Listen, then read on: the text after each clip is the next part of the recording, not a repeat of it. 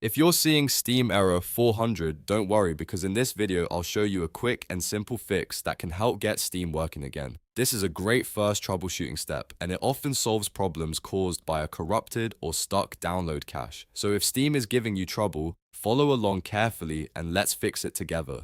Before we begin, if this video helps, make sure to hit the like button and subscribe for more quick tech fixes just like this one.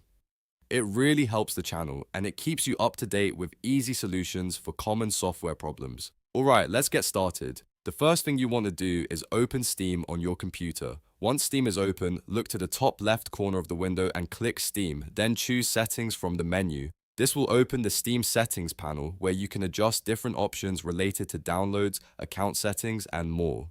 Inside the settings window, find and click the Download section. This area controls update behavior, download region settings, and cache-related options. If the error is being caused by a temporary issue in Steam's download data, this is exactly where the fix starts.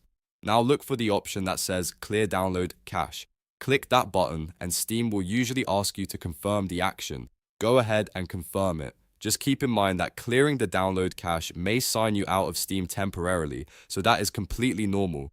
This step removes old cache data that can sometimes interfere with Steam's ability to connect properly or complete downloads. After you confirm, let Steam finish clearing the cache. Once that process is complete, close Steam completely and restart it. Restarting is important because it gives Steam a fresh start and allows the new settings to take effect properly.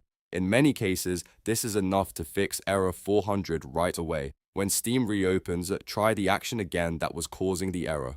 That might be launching a game, opening the store, or starting a download. If the problem was related to the download cache, you should now be able to continue without the error appearing. If you still see the issue, don't panic. Sometimes Steam needs one more restart, or your connection may need a moment to stabilize. But in most situations, clearing the download DAS cache is the quickest and safest first fix you can try without making major changes to your system.